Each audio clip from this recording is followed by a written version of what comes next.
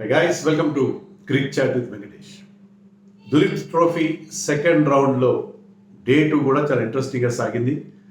ఒక మ్యాచ్లోనేమో fast bowlers for calling the shots గ్రౌండ్లో అనంతపూర్లో గ్రౌండ్లో జరుగుతున్న మ్యాచ్లో. సెకండ్ మ్యాచ్లో అది బ్యాటింగ్ ప్యారడైస్, అక్కడ టన్నుల కొద్ది రన్స్ చేస్తున్నారు.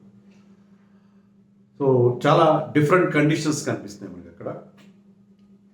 గ్రౌండ్లో జరిగిన versus D, India versus D మ్యాచ్లో ఇండియా చాలా సాలిడ్ పొజిషన్లో డ్రైవర్ సీట్లో ఉందని చెప్పాలి. ఎందుకంటే వాళ్ళకి 9 వికెట్స్ చేతిలో ఉన్నాయి, 222 రన్స్ లీడ్ ఉంది సెకండ్ ఇన్నింగ్స్లో.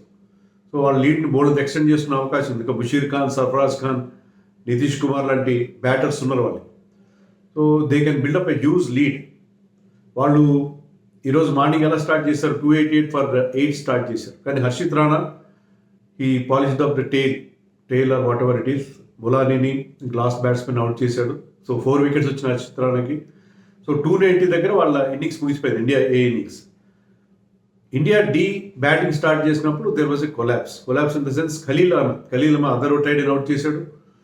తర్వాత శ్రేయస్ అయ్యర్ కూడా అతను డక్అవుట్ చేశాడు. 7 balls మాత్రమే శ్రేయస్ అయ్యర్ మీద చాలా డిస్కషన్ జరుగుతుంది. మరి మీమ్స్ వస్తున్నాయి, సోషల్ మీడియాలో హైలైట్ అవుతున్నాడు. ఎందుకంటే he came to bat with sunglasses పెట్టుకుని బ్యాటింగ్ వచ్చాడు. చాలామంది ఫీల్డింగ్లో సన్ గ్లాసెస్ యూజ్ చేస్తారు, లేకపోతే బౌలింగ్ చేసేటప్పుడు గ్లాసెస్ పెట్టుకుని బౌలింగ్ చేస్తారు, అది కరెక్టే. కానీ బ్యాటింగ్ అప్పుడు అందులో while facing the red ball, ఎంత ఎండగా ఉన్నా సరే, it was hot and humid, no doubt. అనంతపూర్లో వేడిగా ఉంటుంది. సన్ గ్లాసెస్ పెట్టుకుని వచ్చి డక్అవుట్ అయ్యాడు. దాంతో ఏంటంటే దాని మీద బౌల్ అంతా ఇంకా ఉంటుంది, సర్కాజం స్టార్ట్ అయిపోయింది. ఈవెన్ నేను కామెంటరీ అది మ్యాచ్ లైవ్లో కూడా చూశాను నేను. తర్వాత అంటే ఇతను ఇన్నింగ్స్ చూడలేదు, కానీ అశోక్ మల్హోత్రా చాలా సీనియర్, ఒకప్పుడు ఇండియా డొమెస్టిక్లో అద్భుతమైన బ్యాట్స్మెన్, ఇండియా కూడా చాలా మ్యాచ్లు ఆడాడు. అతను కూడా కామెంట్ చేస్తున్నాడు, అది కల్చర్ షాక్ నాకు, అది ఏంటి గ్లాసెస్ పెట్టుకురావడం ఏంటి అని చెప్పి. గతంలో ఎప్పుడో నాకు గుర్తు రిచీ రిచర్డ్సన్ డార్క్ గ్లాసెస్ పెట్టుకుని బ్యాటింగ్ చేయడం చూశాను. West Indies former captain Richie Richardson. కానీ I don't recollect any batsmen wearing dark glasses and batting. So whatever, అది కారణమా, లేకపోతే he try to clear the infield and gave a catch. Khaleel బౌలింగ్లోనే ఉంటాడు. Khaleel was very very impressive. ఖలీల్ని selectors ignore చేశారు, ఎస్డిఎల్కి అవకాశం ఇచ్చారు. కానీ ఫస్ట్ మ్యాచ్లో అతను 5 వికెట్లు తీశాడు దులీప్ ట్రోఫీలో. ఈ మ్యాచ్లో 3 వికెట్స్ తీశాడు. He was the main player. Ricky బూయిన్ కూడా అవుట్ చేశాడు. He was getting the ball to swing a lot. So ఆ హెల్ప్ఫుల్ కండిషన్స్లో he was very good. So 3 వికెట్లు ఖలీల్ తీశాడు. దాంతో మిగతా బౌలర్స్ కూడా అతనికి సపోర్ట్ ఇచ్చారు. దాంతో 183 దగ్గర ఎండ్ అయిపోయింది ఇండియా టీ ఇన్నింగ్స్. దాంట్లో హైలైట్ ఏంటంటే సందడి చేసింది ఎవరంటే దేవదత్ పడిక్కల్. మిగతా వాళ్ళందరూ ఫెయిల్ అయినా కూడా పడిక్కల్ మాత్రం బ్రహ్మాండంగా ఆడాడు. పడిక్కల్ స్కోర్డ్ 92, అది కూడా 74 స్ట్రైక్ రేట్తో అతను 15 బౌండరీస్ కొట్టి 92 చేసి వెరీ వెరీ ఇంప్రెసివ్, చాలా ఇంప్రెసివ్ ఇన్నింగ్స్ చూశాను నేను. సో పడిక్కల్ టెస్ట్ టీంలో అతని పేస్ రాలేదు, ఎందుకంటే ఇండియా ఆడిన ఆఖరి టెస్ట్ మ్యాచ్లో అగేన్స్ట్ ఇంగ్లాండ్ ధర్మశాలలో ఈ స్కోర్డ్ హాఫ్ సెంచరీ 61 ఎంత కొట్టాడు. కానీ మరి ఎప్పుడైతే రెగ్యులర్స్ అందరూ వచ్చారో అతనికి టెస్ట్ టీంలో అవకాశం రాదు. కానీ he's proved that is still very good. So Padikkal కూడా మిడిల్ ఆర్డర్లో, నేను నిన్న కూడా చెప్పాను, ఒక్కొక్క ప్లేస్కి బోల్డ్ అంతమంది పోటీ పడతారు. పడిక్కల్ కూడా నేను కూడా ఉన్నానని చెప్పి హ్యాస్ థ్రోన్ ఈ SAT in the ring. So ఇలా జరుగుతుంది మనకి. చాలామంది ప్లేయర్స్ నేనున్నాను అని చెప్తున్నారు. సో ఇలాంటి పరిస్థితి. But it was very impressive, very very impressive. ఎందుకంటే అతనికి ఎలాంటి సపోర్ట్ లేదు, అందరూ ప్రతి ఒక్కరూ ఫెయిల్ అయ్యారు ఆ టీంలో. రికీ బూయి ఒక 30 చేశాడు, 23 చేశాడు. లాస్ట్లో హర్షిత్ రాణా ఒక 30 చేశాడు. హర్షిత్ రాణా 4 వికెట్స్ తీయడమే కాకుండా 30 చేశాడు. రికీ బూయి 23 చేశాడు. సో వాళ్ళిద్దరి మీద ఎవరు సపోర్ట్ ఇవ్వలేదు. సో 183 మాత్రమే చేయగలిగారు. సో మ్యాసివ్ లీడ్, 107 లీడ్ దొరికింది ఎవరికి, ఇండియా ఏకి. సెకండ్ ఇన్నింగ్స్లో they were very very impressive. Mayank Agarwal మనకు తెలుసు కదా, అతని ability to play, he has lot of hunger for runs. అతను హాఫ్ సెంచరీ చేసి చాలా టేమ్ రిటర్న్ క్యాచ్ ఇచ్చి అవుటాడు. శ్రేయస్ అయ్యర్ ఈరోజు ఆటలో ఆఖరి బాల్ వేసే ప్రయత్నం చేశాడు. దాంట్లో ఫస్ట్ బాల్కే he has given a return catch to Shreyas ఒక ప్రైజ్ వికెట్ ఇచ్చేసి వికెట్ పారేసుకుని వెళ్ళిపోయాడు.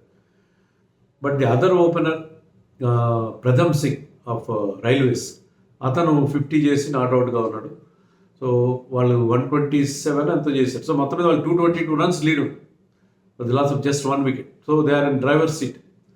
మ్యాచ్ అక్కడ ఇంకా 2 రోజులు ఆట మిగిలి ఉంది. సో వాళ్ళు ఎంత పెద్ద స్కోర్ ఏం చేయొచ్చు, టైం తీసుకోవచ్చు, and they can give a very very stiff target for India team. So వాళ్ళు గెలుస్తారు అనే ఒక ఇండికేషన్ మనకు ఇక్కడ క్లియర్గా కనిపిస్తుంది. ఫస్ట్ మ్యాచ్లో వాళ్ళు ఓడిపోయారు, if you remember correctly. First మ్యాచ్లో వాళ్ళు ఓడిపోయారు అగేన్స్ట్ ఇండియా బి.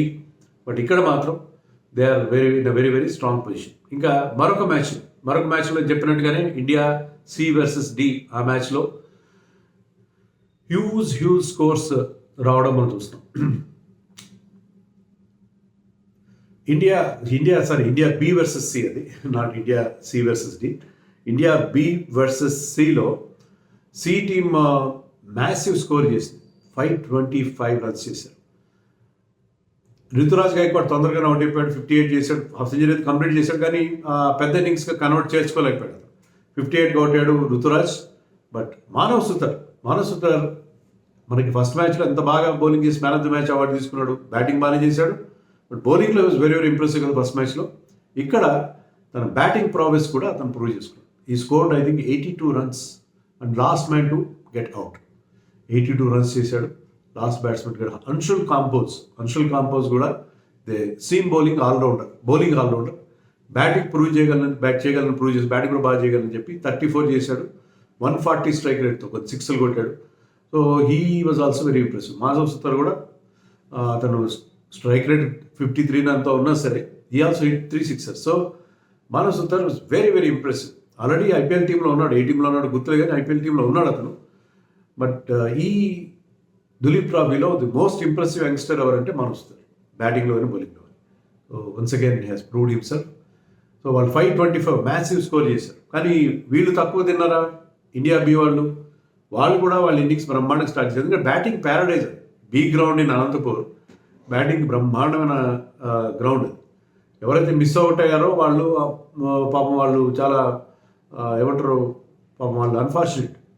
సో వాళ్ళ ఓపెనర్స్ ఇద్దరు కూడా డొమెస్టిక్లో బోల్డ్ అన్ని రన్స్ చేసేవాడు. వాళ్ళిద్దరు కూడా నారాయణ్ జగదీశన్, మరొకరెవరు పేర్లు మర్చిపోతున్నాను, వీళ్ళందరూ ఏ టీంలో ఏంటో కన్ఫ్యూజన్లో మర్చిపోతున్నాను. సో ఇద్దరు ఓపెనర్స్ బోల్డ్ అంత టైం తీసుకుని వాళ్ళిద్దరు హాఫ్ సెంచరీ చేశారు. సో ఆ బ్యాట్స్మెన్ వాళ్ళ పేరు గుర్తు రావట్లేదు సడన్గా.